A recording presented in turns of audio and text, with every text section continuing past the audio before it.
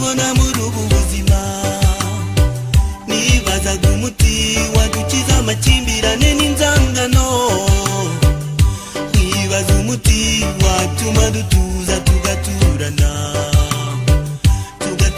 dutuje dusangira ibyo dutunze tugahumeka amahoro uwo muti ndawubonye muze mumwe mwese uwo muti n'urukundo twakimitse urukundo tukimura amacakubiri mu mitima twakimitse urukundo tukimura amacakubiri mu mitima maze tukaririmba amahoro tugasakaza amahoro tugatura mu mahoro tugahumeka amahoro.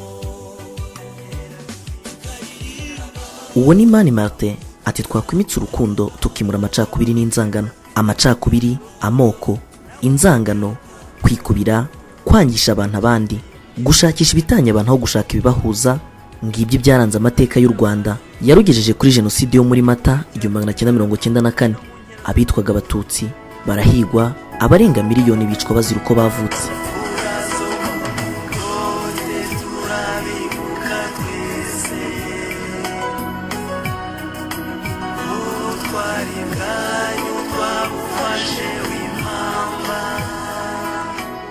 Aya macakubiri n'inzangano hari uburyo bwinshi yashakajwe mu bantu. Itangazamakuru, za mitingi, abahanzi n'ibihangano byabo n'ibindi byinshi byarakoreshejwe. Reka turebe aho ubuhanzi buhurira na Genocide yakorewe Abatutsi muri Mata 1994 ndetse n'icyo abahanzi bariho ubu bavuga ko umuhanzi muzima yakaba yarakoze ngakumire Genocide ntibeho, ndetse kandi n'icyo abahanzi bakwiye gukora muri iki gihe ngo bakumire ingengabitekerezo ya Genocide, basa n'imitima yashenguwe n'agahinda, bahumuriza imfubyi n'abapfakazi. Ni mu kiganiro mwateguriwe nanjye Jean Pierre MAZIMPAKA.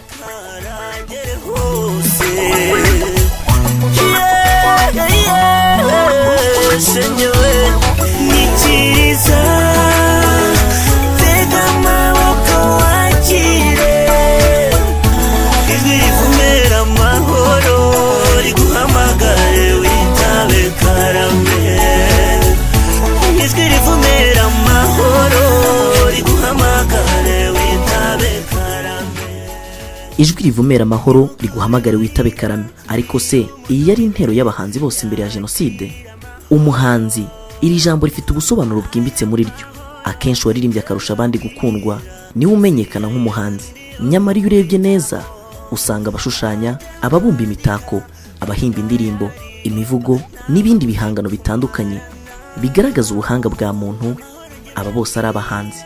Kubera ubu buhanga, aba bantu bakunze kugira imbaga nyamwinshi ibagirira icyizere. Akenshi bakaba icyitegererezo cy'ejo hazaza habo. Ibyo bakora, ibyo bavuga, kabone niyo byaba atari ukuri, kubera igihu cy'igikundiro n'icyizere imbaga nyamwinshi bayarabagiriye ntibisubizwa inyuma.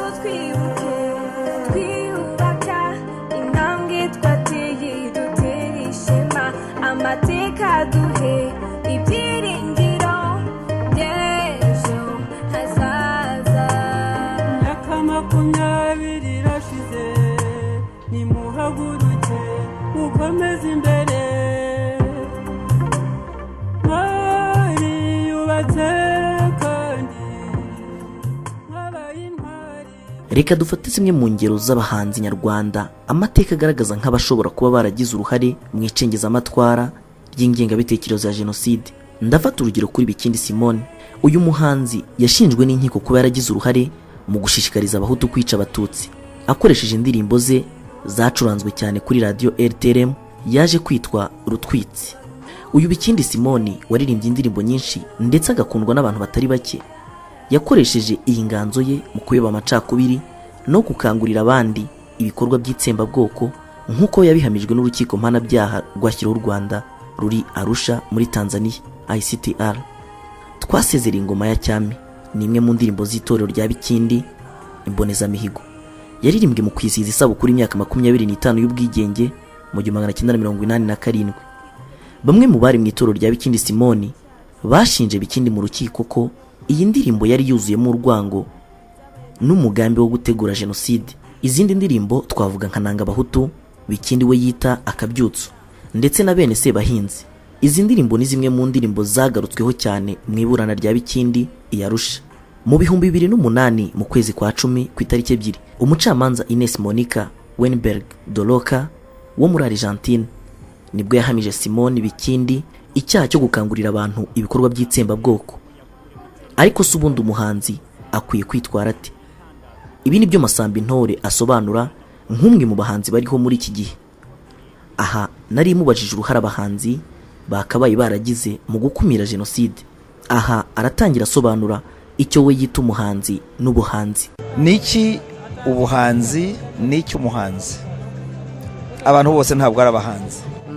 Hariho abaririmbyi, hariho abacuranzi, hari n'abandi bakunze kuririmba bakabigira, ariko nyine ntihabuze n'abahanzi nk'uko babivugaga. Ubuhanzi bwo hambere baragerageje, hariho abagerageje, ariko nyine hariho n'abateshutse ku nshingano zabo ndetse baba barutwitse cyane. Iyo umuhanzi wamaze kugaragara, abaturage bakakwishimira, bakakwimika, bakagushyira ahantu, warangiza ukasubira inyuma ukaza uhimba ibintu bituma bajya kwicana, sinzi ubwo ngoge namwita umuhanzi. Nta muhanzi umeraryo, ntazi n'icyo yagiyemo gukoramo. Ushobora kuba ari kuririmba, buri wese yakwiririmbira, naho ubundi umuhanzi ni umuhanzi uhanga ubwenge gutuma abantu bashobora kugera kure. Hariho abahanzi, hariho abaririmbyi benshi batwitse iki gihugu cyane, barimo navuga n'ama example na Bikindi. Na nubu nukureba neza hashobora kuboneka n'abandi. Si byiza rero ko abantu iyo barebye iki gihugu ukuntu cyubatswe n'amaraso yamenetse, n'ukuntu abantu twapfuje benshi, hakagombye kuboneka abandi bahanzi basa nk'abandi baje gutwika igihugu. Ariko byose ntabwo ari umwanda, byose ntabwo ari byo ngaya. Hari abahanzi babaye abahanzi koko nemera, nka Rugamba yahanze ibintu byiza. Hari abahanzi nka ba Rodrigue, hari abahanzi benshi bo hambere bahanze ibintu byiza. Ariko rero muri abo hari n'abandi babihishemo bakitwa abahanzi, bakaza kubavamo bagatwika igihugu ndetse bakanabaranga kugira ngo babice. Nicyo gituma banabishe. Ibyo byose ni ibintu rero umuntu agomba kwitondera. Ubuhanzi ni ikintu umuntu agomba gukora akunze kandi kivuye ku mutima kandi agifitiye n'izo mpano. Ntibipfa kuza, ugomba kugira izo mpano. Kandi kuba abaturage bakwimitse bakagushyira ahantu, bakakwemera, bakagukunda, bakaguplasa ahantu, ukaba public figure, ukaza kuba deseva, bibwira ko n'abandi benshi baza nyuma ariko bameze. Umujyambwa bumwe agatukisha umuryango. Nibwira ko isomo twararigeze, twagize abahanzi babi. Ntabwo tuzemerera abahanzi babi nyuma y'imyaka 20 n'izaza ko bakandagira mu Rwanda kuza kudutwikira iki gihugu. Kwibuka kandi nyuma ya Masamba Intore negereye Maria Yohana nk'umwe mu bahanzi batangiye kuririmba kera. Maria Yohana avuga ko bamwe mu bahanzi bariho mbere ya Genocide bishe izina ry'ubuhanzi. Abahanzi muzwiho gukurikirwa n'imbaga y'abantu ndetse bakanizera n'ibyo muvuga. Nge iyo mbitekereje ntekereza ko hari icyo abahanzi bariho mu gihe Genocide yakorwaga batakoze. Ibyo namwe icyo ugo mubibona nk'umuhanzi, ese bakabe baritwaye gute muri kiriya gihe? Utabizi n'indese byose ahubwo batwiciye izina. Bagomba kubikora neza, bagahosha ayo makimbirane mu ndirimbo nk'uko natwe tubivuga. Dukumira uzongera gukora Genocide kandi tukavuga ngo ntibizongere. Bo rero ahubwo barabishishikarije. Urumva rero ko ntaho duhuriye nabo, aho bagize ikosa. Muri iki gihe mwebwe abahanzi muriho mubona mufite akahe kazi? Mu bubaka u Rwanda natwe turimo. Icyo twirinda ni ukuzarusenyesha impano Imana yaduhaye ngo turirimbe ibintu birusenye. Twe turirimba ibirwubaka, kandi bimaze no kugera mu rubyiruko. Nabo baze kuririmba u Rwanda bakarumenya, bakanashishikariza bakanashishikariza abantu ibyifuzo leta ibishaka ku muturage.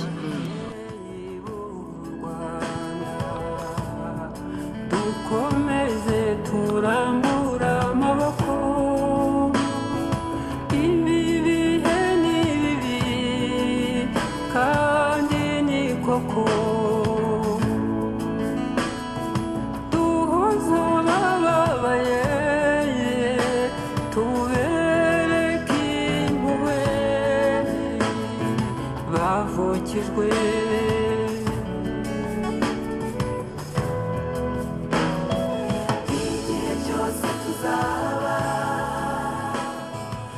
Ikibazo cyo kuba hari icyo abahanzi bakabaye barakoze mu gukumira jenoside cyane cyane bakoresheje impano bafite no kuba bumvwa n'imbaga nyamwinshi nakibajije na Teta Diana umva we nk'umuhanzi uko abyumva. Nibyo koko hari ikintu kitakoze kuko buri abahanzi bari very powerful kuko barakurikirwa. Umuhanzi burya umuturage amwibonamo, uraririmba nyine uburi nk'ijwi rya rubanda niko nabivuga. So niba jenoside yarabaye igahitana abantu basaga miliyoni imwe, nuvuga ngo umuhanzi aho yararyamye sinzi icyo yarari gutekereza, ubuhanzi bwe ntabwo yabukoresheje cyane cyane ko la plupart wenda y'abandi bahanzi bahigwaga ntabwo bari kubona uburyo bakora ibyo bihangano kandi bahigwa. Hari abahanzi bahizwe sibyo, hari n'abapfuye wenda tuzi bazize jenoside, noneho ariko n'abatarahigwaga ntabwo bashyize ingufu zabo mu kugira ngo iyo jenoside yahagarare. Ko nemera yuko buri abahanzi ni abantu bari very powerful, bafite ijambo rigenda rigakomanga kandi rigakomanga ku muturage, kandi umuturage niwe mbaraga z'igihugu. So numva ko abahanzi wenda habayeho uburangare, habayeho ngira ngo kutabigira kudakanguka ngo barebe ibintu biri kuba mu Rwanda.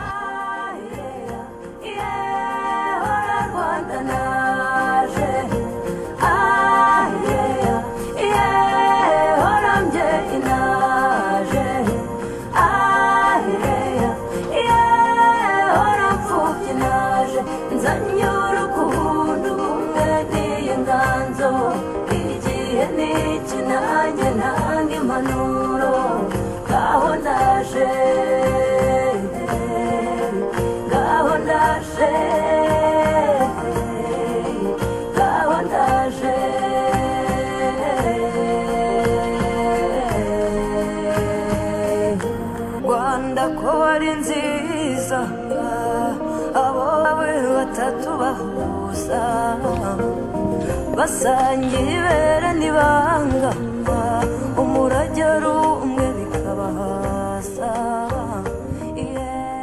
Kwibuka jenoside yakorewe abatutsi muri Mata 1994 ni ibihe bitoroshye. Bamwe mu bahanzi bavuga ko aya mateka mabi yafunguye amaso yabo bakabona neza ko bagomba gufata iya mbere mu kubaka ubumwe bw'Abanyarwanda. Uyu ni Mani Martin ati jenoside yatumye ntangira kuririmba amahoro kuko nzi neza uko igihugu kitayafite kiba kimeze.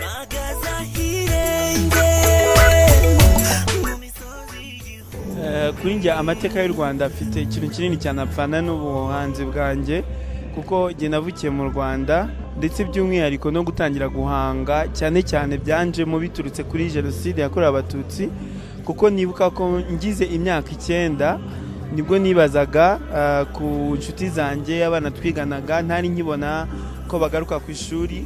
Muri njye hajemo indirimbo nibaza ngo barihe, sinari nzi ko byitwa guhimba indirimbo, ariko nagize agahinda kenshi muri njye hazamo indirimbo ntigeze numva ahandi hantu. Ni ukuvuga rero ngo niyo ndirimba kenshi ndirimba amahoro, ndirimba urukundo, ndirimba ibijyanye n'intambara zaba ari izibera muri Afurika n'ahandi hose no mu bihugu duturanye. Ni ukuvuga rero ngo ndirimba amahoro kuko nzi uko igihugu kitayafite kiba kimeze. Urumva rero ko amateka y'u Rwanda afite isano nini cyane n'ubuhanzi bwanjye. Hanyuma imyaka 20 irashize jenoside ibaye, ubu turi kwibuka ku nshuro 20.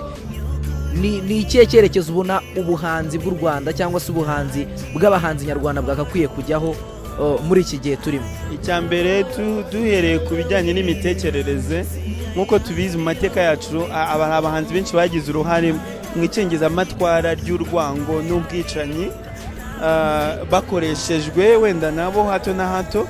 Ariko kuri ubu navuga ko numva nishimye kubona muri kino gihe mbona mfite icyizere ko nta muhanzi wapfa gukangurira abantu ikintu kibi, kuko twese tuba twerekeza ku cyiza.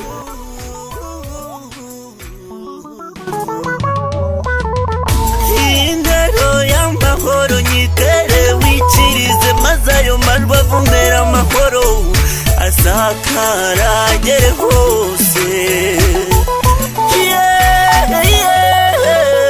Shenyewe ni cyiza tega amaboko wakire ijwi rivumera amahoro riguhamagare witabe karame. Ijwi rivumera amahoro riguhamagare witabe karame.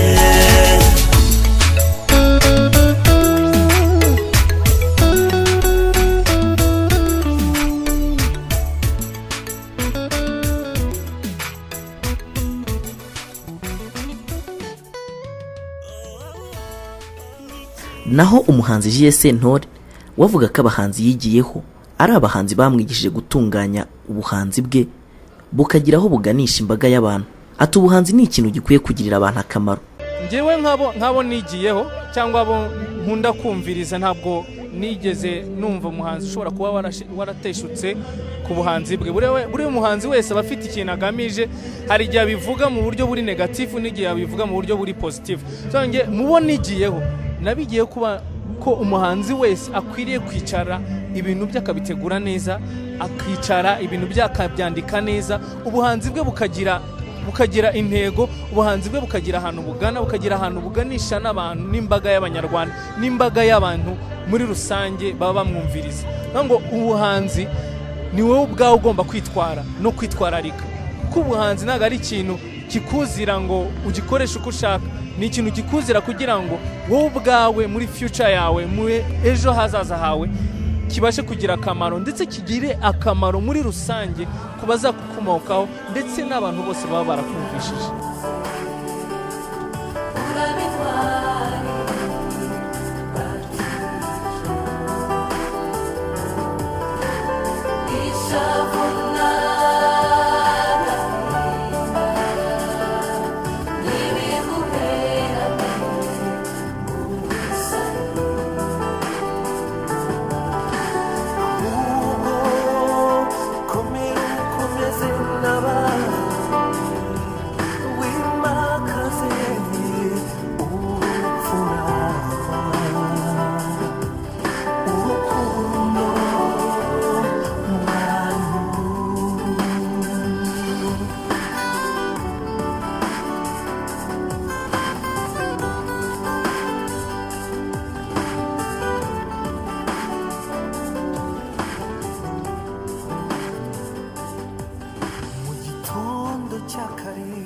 Mani Martin nawe yungamo akavuga ko nk'abahanzi bariho ubu ngubu bafite urugamba rukomeye rwo kurwana bubaka ahasenywe n'abahanzi bababanjirije.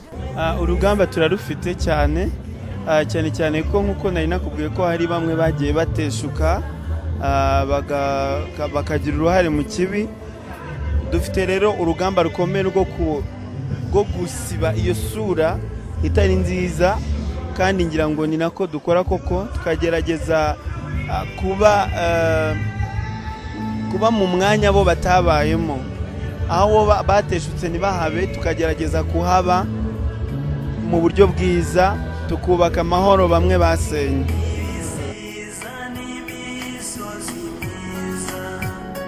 Ibyo byiza bidutera kwibuka imfura zacu zo kumugote, abo batuboneye izuba nimucyo tubibuke tunabasuhuze.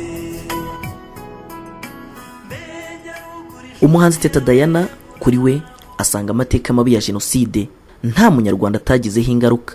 Avuga ko ngo ariyo mpamvu aya mateka atagakwiye gupfa ubusa, ahubwo akwiye kuba isomo rikomeye kuri buri munyarwanda ndetse n'isi yose. Ubundi ari amateka mabi ya Genocide yakoze kuri buri munyarwanda wese aho ava akagera. Ubyangu byemere ano mateka yadukozeho twese. ariko noneho abantu yakozeho cyane cyane babuze ababo, ndabihanganisha, ndabakomeza, turahari, ntago turahari kandi twiyemeje kubaka igihugu cyiza kizira amoko, tukibonamo nk'abanyarwanda, kuko buriya icyo dupfana kiraruta icyo dupfa. Ntabwo dukwiye kwibona nk'abanyarwanda. Njya ntanga urugero, iyo uhuriye n'umuntu n'urugero i Burayi akavuga ikinyarwanda yavuga ati mwiriwe byonyine, ngira ngo umurekonese ikintu cya mbere tuvuga ngo dore mwene wacu n'umunyarwanda. Ntabwo uhita ujya gushaka ngo dore kandi n'inzobe kandi ngo banza ari runaka wo kwana, urabanza ukumva ko ari umunyarwanda. Icyo kintu kiturange, dukundane, ariko cyane by'umwihariko abantu bacitse ku icumu ngenda bihanganisha, tubari hafi, tuzabicisha mu butumwa bwacu dutanga mu ndirimbo, tubabe hafi no mu byo dushobora gukora biri mu rwego buri finance bwa finance. Haramutse habonetse mikoro tuzabafasha, tuzaba hafi imfubyi cyane cyane. Hanyuma kandi ubutumwa wenda natanga no bireba abanyarwanda bose muri rusange, let us not waste the tragedy. Bisobanura ngo twipfushe ubusa amateka, abe mabi abe meza na yacu, abe mabi rwose ntaho tuzayahungira, yaraturanze. Ni ibintu byabaye mu Rwanda, tugomba kwanza tukemera ko byanabaye, tukemera ko turi na responsible y'ibyo bintu byabaye, noneho tugashyira imbaraga hamwe mu kugira ngo twubake. Icyo mvuga rero tragedy, kuta wastinga tragedy, no kuvuga ngo twipfushe ubusa ayo mateka, atubera isomo kugira ngo n'amahanga aturebereho. Ese nyuma y'imyaka 20 u Rwanda rugezehe? Ese rwabigezeho rute?